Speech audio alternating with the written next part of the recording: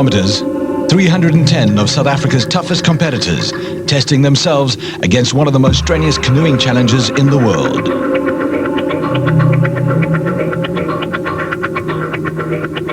The 1999 Control Instruments Berg River Marathon.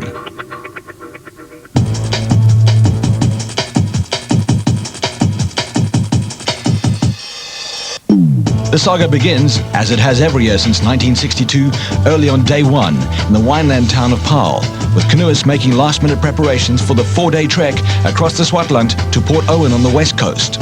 For many here, this is a new experience, with over 40% of the field being first-time participants, including the new title sponsor, Control Instruments. Day one takes paddlers on the longest leg of the race, 59 kilometers from Paarl through Wellington and Hermon to the overnight stop at Sonkwasdrift near Gouda. From the start, the infamous Berg weather looks set to make its mark, with cold drizzle and heavy fog greeting the paddlers and large crowds of spectators which line the route. 1998 winner Michael Cheeseman is also looking to make an early impression, leading the field out in the yellow vest. Through the initial bridges and weirs of Paarl, he is followed closely by a tight pack, including last year's runner-up Dani Malherbe, who seems very determined to avenge his 1998 defeat.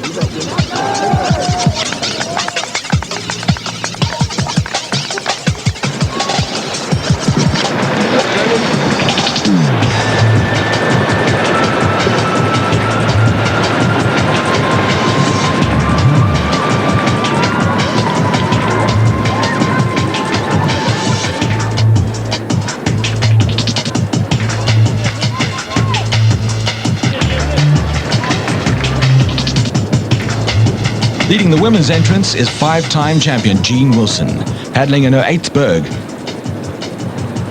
as well as 19-year-old Alexa Lombard paddling in her 1st. Recent winner of the World K2 Junior Championships, Lombard looks set to mount a serious challenge.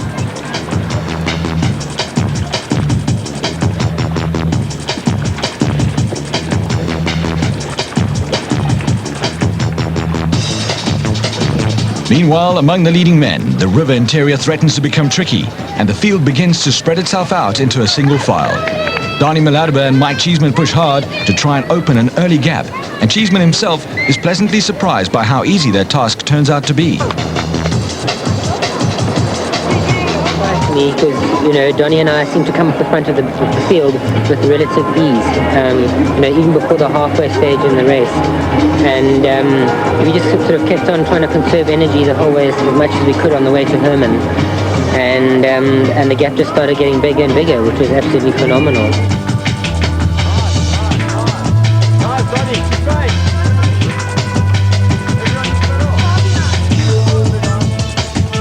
Catch him, you're stronger than him. Catch him. By the time they wind their way through Roystein, they find themselves with more than a 6-minute lead over the second group, which includes Peter Cole, as well as one of last year's strongest performers, Angus McIntosh.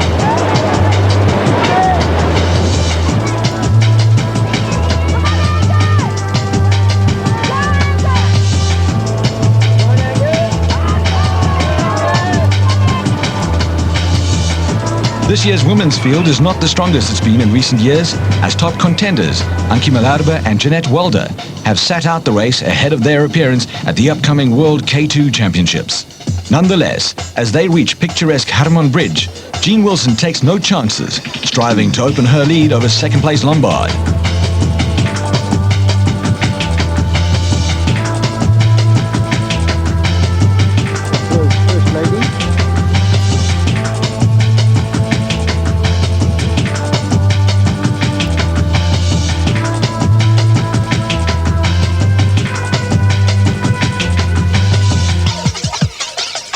Cheeseman does the same as his lead widens over Malherbe and the rest of the pack during the last 20 minutes of the leg.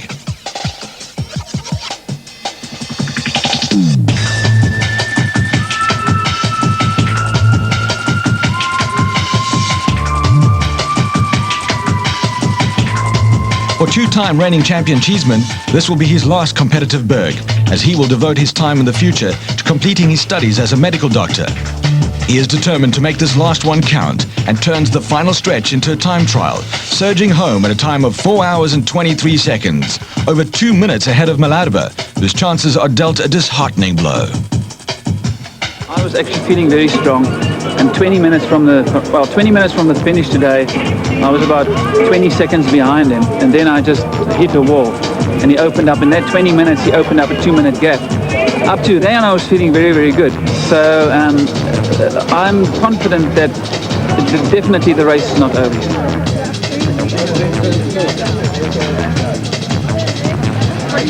Jean Wilson also finishes 2 minutes ahead of her rival, and while the rest of the men push hard into the finish, the race seems to be shaping up into a 2-horse race.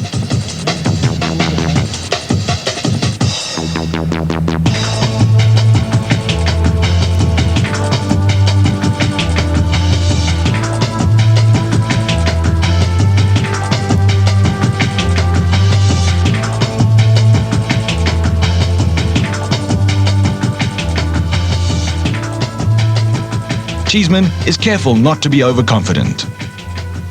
Obviously now we'll just have to see how it goes. Still try not to make any mistakes. You can fall and lose 2 minutes. You can lose within 2 minutes by falling out your boat or making a mistake. So, there's a lot of work still to be done. And but obviously, I couldn't have hoped for a better start.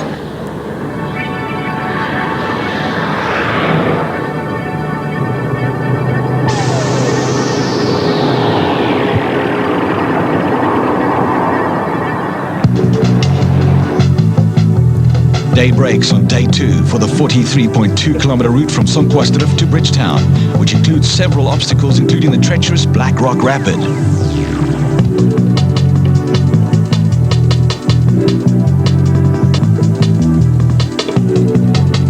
The competitors are visibly more weary as they prepare for the start, with their boats also in need of minor repair.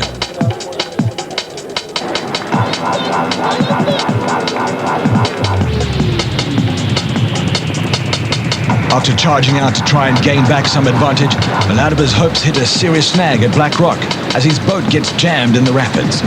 The uncommonly low river levels have in this case played right into Cheeseman's hand as he leaves the challenger behind. There are a lot of channels, and the thing is that when we were training like 2 weeks ago, the river was about a foot higher, or maybe even more. So the routes that we took were different. And today there were a few stages where I took a channel and I ran out of water, and Donnie and Maynard and Ray, who were training together, they sort of went a different route, and we had to get out and run and put back in. But fortunately, it was actually quicker than their route, even though we had to get out.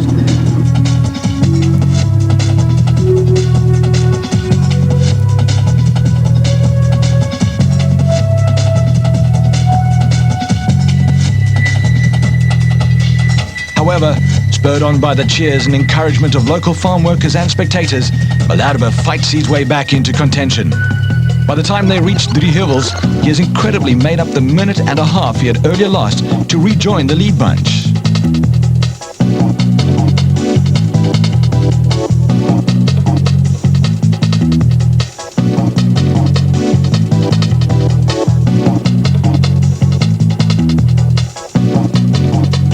The ride is not so smooth for Dirk Labuskaghni, who finds himself with a bankside plumbing job as the rest of the field streams through.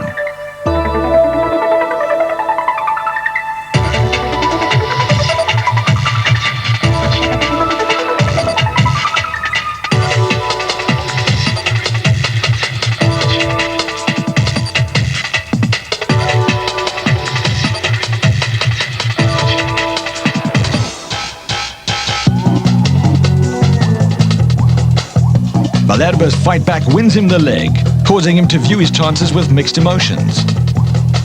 Once I caught them, I was actually quite surprised because I caught them and I could see that I was the strongest in the bunch, and I dominated basically for the last half an hour of the race.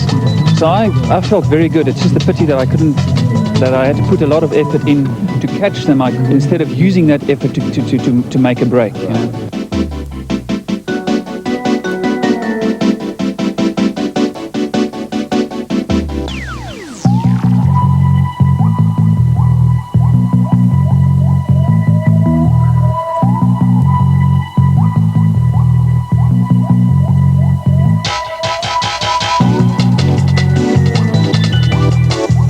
Cheeseman, however, is confident that despite his challenger's resilience, his own chances remain secure. What I'm hoping is I can just keep it together, and it's still a long way into the race, and even if he catches 30 seconds, then I'll still have a minute on the last day, which will be hopefully enough. But if he paddles really, really well, which who knows, maybe he can take 2 minutes, but I suspect not.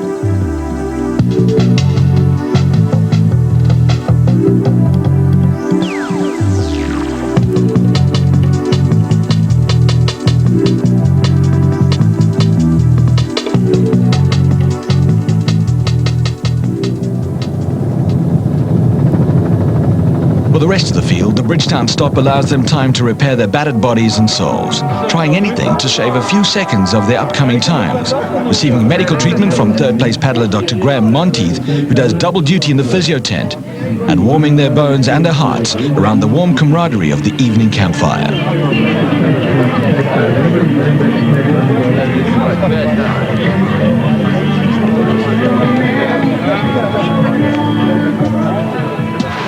Misverstand Dam is the start of leg 3 of the control instruments Berg 99, which takes competitors 55 kilometers past Piketberg to Soutkloof over an expected time of 3.5 hours. The weather looks more promising, with the morning sun signaling a clear day of racing.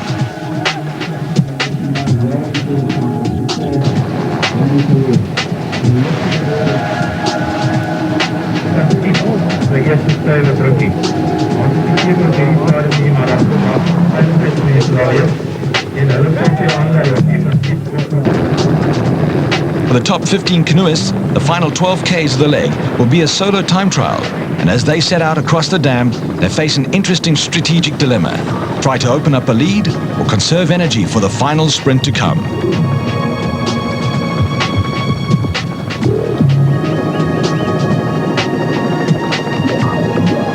As they reach the first portage, there's not much in it, as Cheeseman and Malherbe race to gain an early advantage.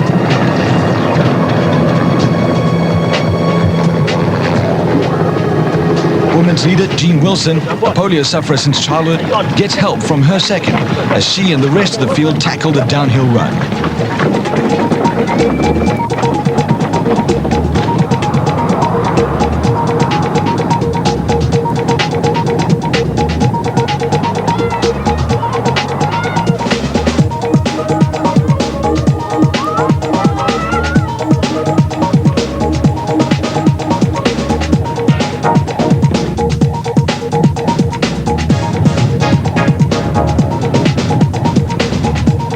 Halfway through, the lead pack approaches Moravia Bridge in 1998, a compulsory portage point. The low river levels means that this year the competitors are able to shoot the weir. Although the leaders are able to tackle the challenge with relative ease, race backmarkers are sure to find it a tiring tumult.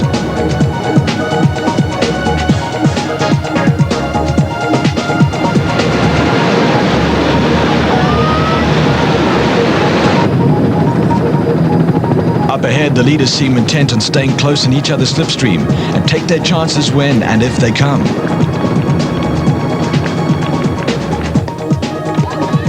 Such as at Klipheuvel, where Malherbe and Doozy King Mark Perro try to make their portage skills count.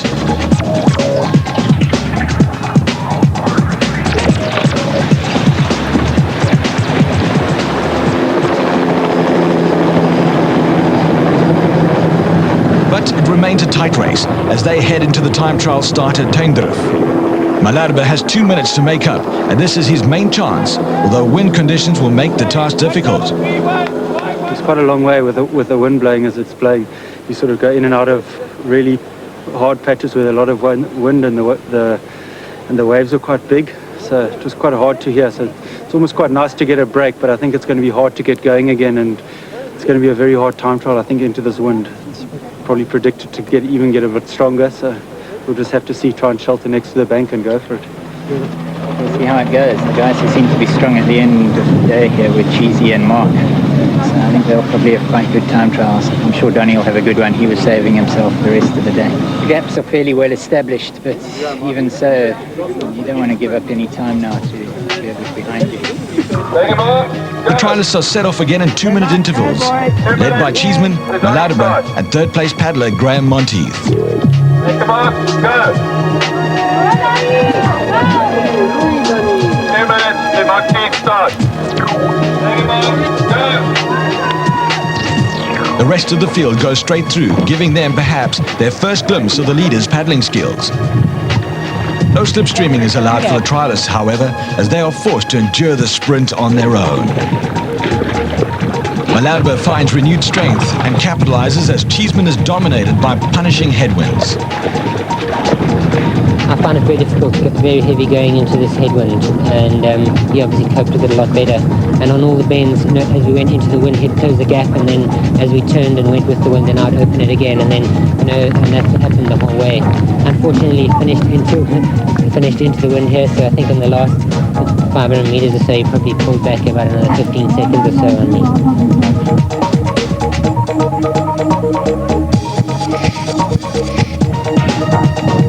Instead, Donnie Malaudaba bests Cheeseman's trial time by an incredible 1 minute and 5 seconds, closing the overall gap to just over a minute. The race for the Berg seems on.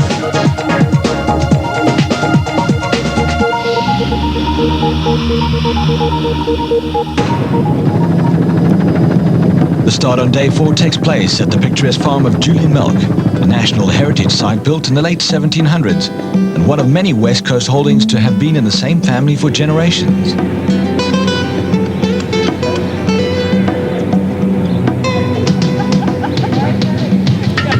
There is a little drizzle in the air, but the canoeists are warmed by the morning sun and the knowledge that this is their final push, 42 kilometers to Port Owen.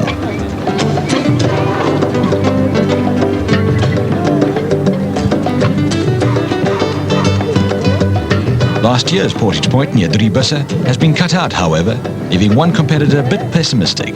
I'm very disappointed really in yesterday. I dropped Michael 3 times.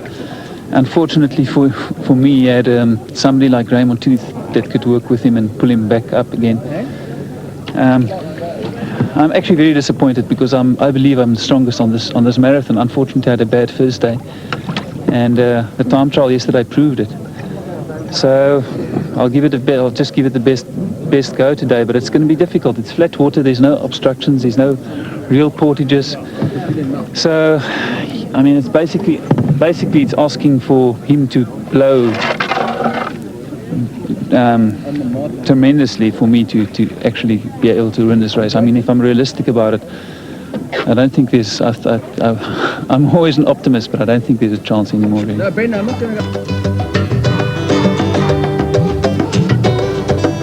Everybody, remember that you have to paddle everywhere. There's no portage at all. You have to paddle around with Go, Cyrus, the virus! All right, get interval. You go, boy! On the final day, the race back markers are sent off in the first group to ensure that there is still vocal support for them at the eventual finish line. Through the years, there's always been prestige attached to it, and there's a lot of. I mean, it's an old race, so I think people will always come back to the Berg, and certain people definitely. Guys like Andre Collins, I mean, I know him very well. It's part of the life. It's part of my life. I've been brought up in the Boland, and it's just part of you. You forget the pain, and you come back every year. Well, I think you can sum up the Berg, or canoeing actually, but especially the Berg, in one word, and that's the best description is the Afrikaans word vasbyt. You know, sometimes you feel like giving up, and it's always better to just hanging there for a little bit more, and you can pull through.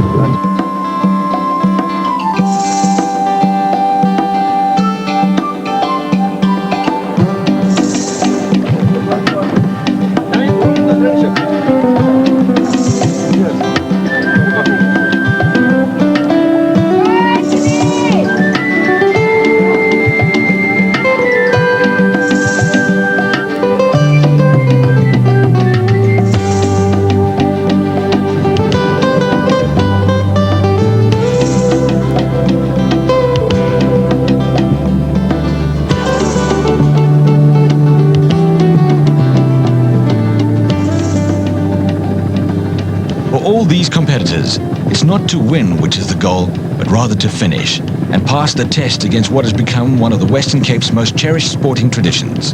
Donnie Malataba explains. The beginning of today, I realized it's basically over. I've got one little slight chance. If he felt bad, I mean, I've got nothing to lose. So I decided to conserve my energy until this last bit, and I took the channel. It's actually the wrong channel, but I knew he would have to follow me to protect himself. He wouldn't be able to take that chance to go the other route.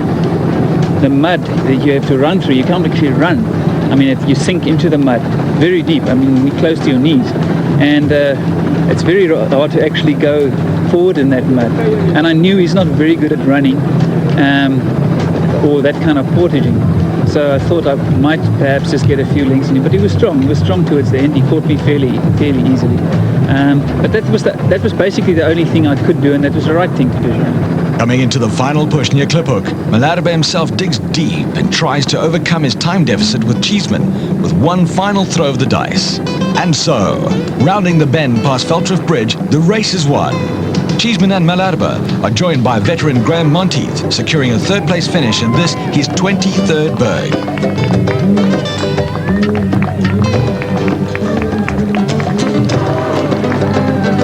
Not far behind, ladies winner Jean Wilson makes it 6 victories in 9 attempts. Although with young Alexa Lombard finishing a close second, her future supremacy will certainly be challenged. It's time for Cheeseman to savor his 3rd win in a row at the 1999 Control Instruments Berg.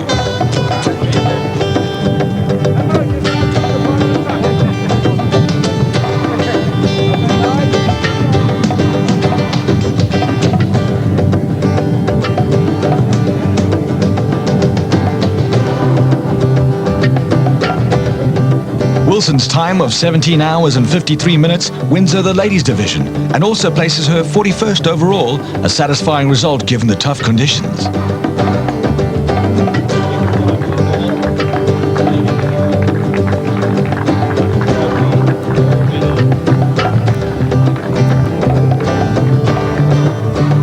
Yes, it is satisfying. I don't think it's the best performance I've had on the race, but it's one of the toughest bergs I've done this year with the low river and the tough weather conditions, the headwind. So it was very satisfying to get to the end.